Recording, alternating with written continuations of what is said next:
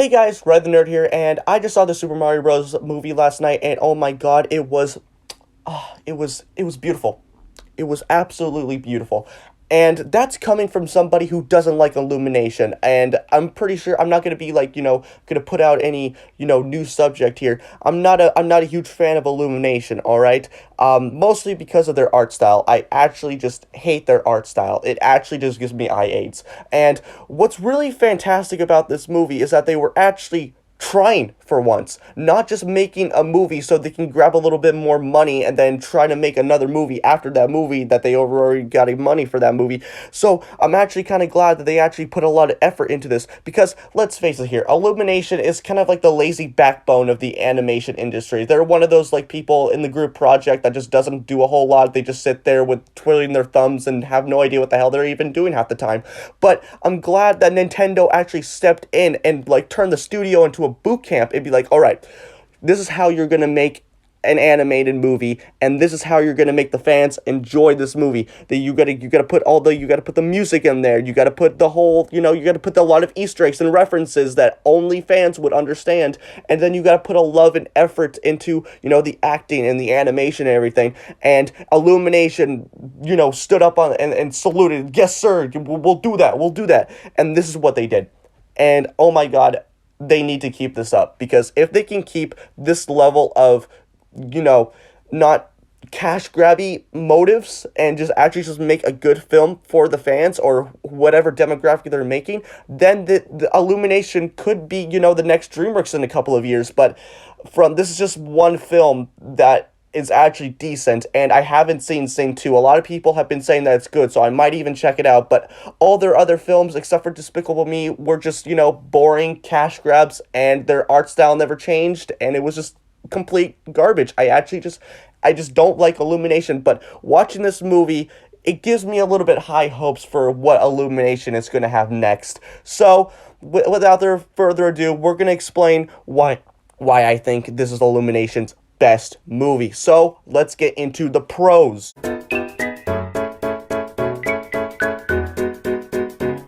So, the pros. Thank God there are no yellow Tic Tacs in this movie. I was a little bit worried that they were going to slip a little minion Easter egg walking in the background or like a little graffiti of a minion in the distance of Brooklyn. Thank God that didn't happen. It was only in the intro. And to be honest, the intro was actually pretty cool. It was actually relating to the movie with the Mario Kart sequence and everything like that. So that was pretty cool. But anyway, let's actually get to the actual pros, instead of just ranting about stupid minions. Anyway, gorgeous animation. Oh my god, the animation in this is stunning. It is not near as the levels of Puss in Boots: The Last Wish was, but it's still beautiful. The colors in this are just so beautiful. It was like eye candy to look at. It was amazing. There was so many stunning colors in there. There were so many just great color sequences, like the Rainbow Road. Oh my god, just pure ecstasy for your eyeballs to look at. Amazing. And what's also great about the animation is that the animation style, they actually changed it. They actually changed the animation style. Instead of, making the movie look like complete garbage, they actually changed the animation style to fit with the cartooniness of the Mario games, which is actually really awesome. And to be honest, this is not spoilers, by the way. There will be no spoilers in this movie. There is a dog and there is a cat. They're like in the movie for like 2 seconds. They are very, very Illumination-esque, and I got a little bit worried that the rest of the characters or the rest of the setting would look like the basic Illumination-esque. And thank God that was only just the dog and the cat, and everything else looked a lot better. 10 out of 10 for the animation. And they also changed the lighting and everything like that. Instead of, making the animation style completely different from their other films. And they even changed, like, the lighting and everything from their other films as well. Because Illumination always sticks with the same art style and the same lighting. So I'm glad that they mixed it up a little bit to give it a little bit more variety. And just amazing. There's also some really great action in this movie. There's some... I was never bored watching this movie. I will tell you this right now. You're going to go into this movie and you'll never be bored. You will be on the edge of your seat watching this movie because there are so many great action scenes, like the Rainbow Road scene, the climax, everything in this movie. There's some great action, but you can't have great action with great cinematography. Like I said, it's not as near as much as the levels of Puss in Boots of cinematography, but my God, it's like it's almost up there. It's almost up there because instead of having the basic dollying or the close-ups or anything like that, different angles, they have like high and low angles, side to side angles. It's really really unique how they did it, because when Mario's going through an obstacle course or something like that, he'll be jumping from block to block, and like the camera would actually follow him instead of like just jump cutting to different sequences. The camera would follow him around the track, and there would even like it's just so well done how the cinematography was done in this movie, because Illumination, they don't have much action in their movie. It's mostly just, a basic walking sequence or whatever, but there's not much action going on in most of their movies, so I'm really glad that they stepped it up with the action and the cinematography as well, so I'm glad that they did that. What's also great about this is that they didn't include goddamn pop songs that came out this year that are going to be outdated in like a week or so. I'm actually glad that they did that. They made their own original soundtrack.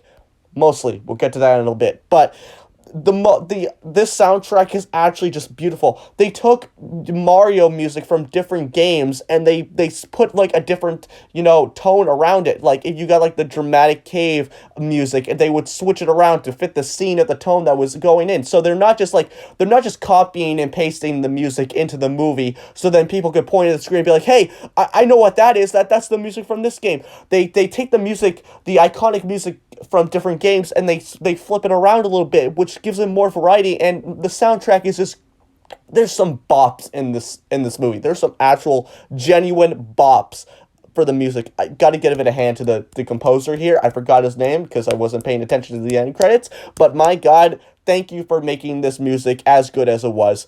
And what's also really nice is that when Illumination is doing adaptations like, the Grinch or the Lorax, they always seem to bend the rules, or bend a little bit of what the character was based on. These characters are extremely faithful to their video game counterparts. You got Mario, which is the brave one. You got Luigi, who's the coward. You got Bowser, who is just a Twitter simp in this movie, and I love it, but he's also just an intimidating force to be reckoned with.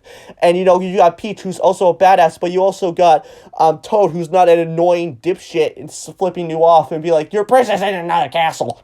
That's a terrible impression. I'm never doing Toad for my second impression video. But anyway, you get the point. They are extremely faithful to the characters as well, except for Toad, because let's be real here. We don't want an annoying Toad flipping you off and be like, your princess is in another castle. So I'm glad that they kept some of the original character traits from the characters into this movie, instead of having the Onceler being sympathetic and everything like that, or you have the Lorax being obsessed with Vietnam trees for some reason. I don't know, but anyway, the characters in this movie are extremely faithful to what they're based around, and I can really appreciate that, because I don't want character development for Mario, right? I can have some character development, but I'm not like I don't want Mario standing on top of a cliff facing out to the horizon and be like, the Mushroom Kingdom is in danger by the Triple Entente. We need to stop them, or something like that. I'm not really engaged with that. So, but you get my point. They're extremely faithful to the characters. The comedy was really on point. It's not as near as funny as Puss in Boots: The Last Wish was, but it was still really funny, and that's mostly thanks to Bowser, because Jack Black is just naturally talented with comedy. He's great at improvising, so most of the comedy was mostly surrounding around him, and also the little Luma that was seen in the trailers and everything like that. And the comedy surrounding those two characters was really really great, because like I said before, Bowser is just an actual Twitter simp, and he's like simping over Peach, and he's like, oh my God, is Peach falling in love with this Mario Brooklyn man? Oh my God. And then he can flip around, and then he can be like really intimidating and everything like that. So the comedy in this was really, really good, but it's not as near as Puss in Boots' Last Wish level. So, but also there was so much passion for the fans as well. Because my friend Mario Hat Squirtle, this is a little shout out to my boy Tayton. So you're getting a free little shout out here. Please go subscribe to him, by the way. He's a really cool guy, but he doesn't post consistently. I'm still waiting for the Sonic murder mystery video part 1 to be released. Tane, get on that, please. Anyway, my friend Tane, he's really good. He's like really obsessed with Mario, and bro was actually just tearing up at the end credits. Just the end credits alone, there was so much detail from different games, from the soundtrack to the backgrounds to the references that the characters make and everything like that. There was so much passion for the fan base, and that's why people like myself and many others are really enjoying this movie right now, because they actually are caring what the game, like what the movie is based around. They know that people who are fans of Mario are going to go see this movie, and they want to be, they want to point at that and be like, hey, that's that from that game that I really enjoyed when I was younger, or something along those lines. So it adds this extra level of depth to it, which I can really appreciate for a movie like this. So they got passion for the fans. They got great animation. They changed the animation style. Great action, great cinematography, fantastic music, mostly. Now we're gonna get into the cons here. And to be honest, they're not really much cons. So let's get into it. So the cons, kind of. You can either take these cons however you want. You can either agree with me, you can disagree with me, or you can be neutral. Take it however the hell you want. But these are just 2 cons that I noticed watching this movie. But you just got to remember, they don't draw the movie, they don't drag the movie down or anything like that. These are just some things that I noticed. So the pacing.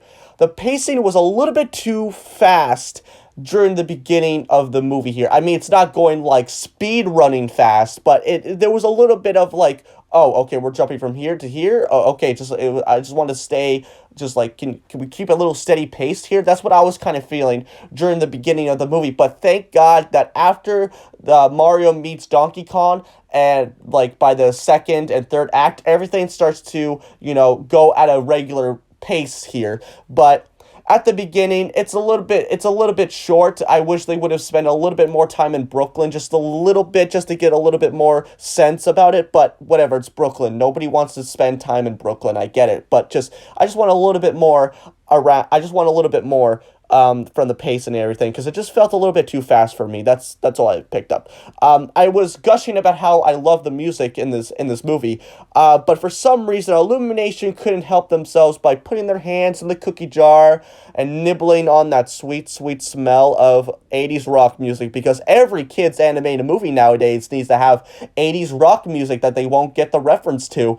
Like, thank God yet again that they cut the music short, so it's they're not doing like a montage of like a party rock anthem or anything like that. There's just like 80s rock music, but they cut it pretty short, like 30 seconds or something like that. But it's a Mario movie. Like, why do they need to have 80s rock music in a Mario movie? They could have just kept an original soundtrack, and that would have made the movie a lot better. But no, we just had to add a little bit more AC/DC in there and whatever 80s rock music that I don't know and I don't care about. So for some reason they had to add it in there, but it's at least that it's not like there's not a montage, right, of them, listening to 80s rock music that has no correlation to what actually is happening on screen. So at least that it's not like that. But like I said before, you can take it however these cons you could want. It really depends on if you watch the movie or whatever. So it really depends on what your opinion is. So, but that's for the cons. So let's get into the outro, or whatever the hell this segment's going to be called. So